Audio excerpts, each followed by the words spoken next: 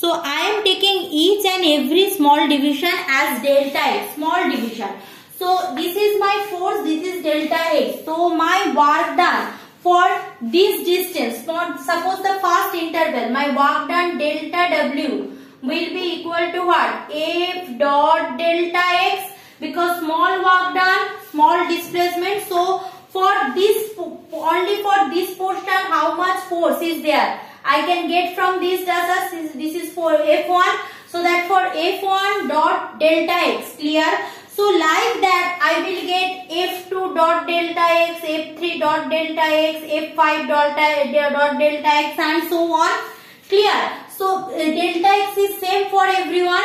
So if I want from that for x1 to x2 continuous, so I need to do that summation over the whole work done, means suppose it is delta w1 f1 delta x, delta w2 f2 dot delta x, delta w3 is equal to f3 dot delta x, delta wn, last one, fn dot delta x. So this is the thing. So if I want to do the full calculation over there, so what I will get, that total w is equal to summation over f I equal to 1 to n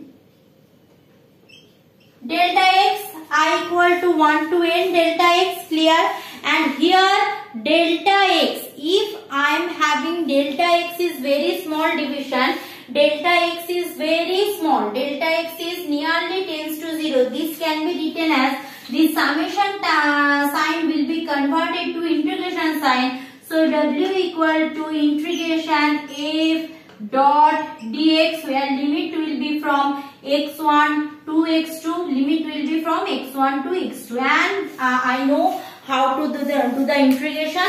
So if I am having a variable force, I can't do direct dot product. I need to help of that what? Need to help of that what I am telling, integration. So if I am having a variable force, I need to take the help of the integration. So I repeat, if I am having constant force, W equal to then F dot X or F dot S, whatever is your choice. And if you are having a variable force, so that time W will be equal to integration x1 to x2 F dot dx, integration x1 to x2 F dot dx. That's the thing.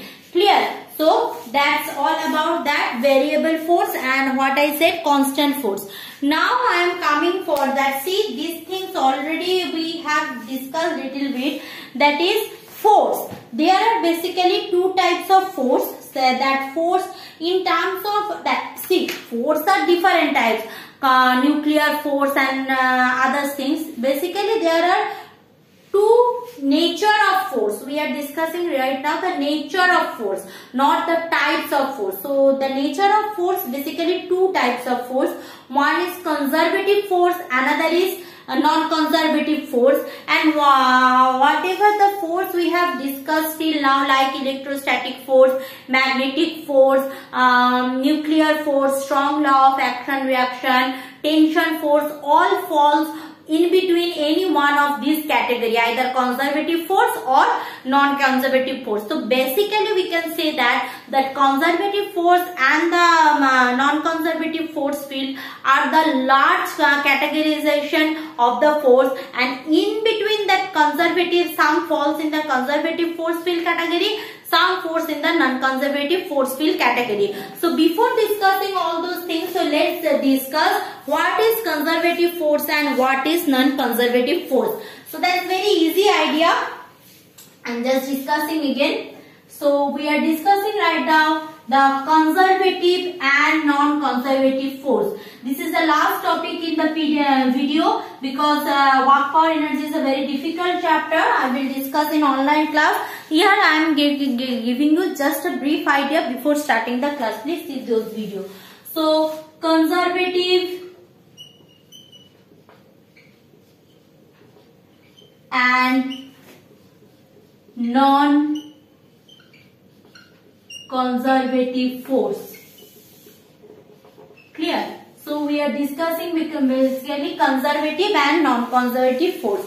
So first thing first, we are discussing that conservative force. What is conservative force?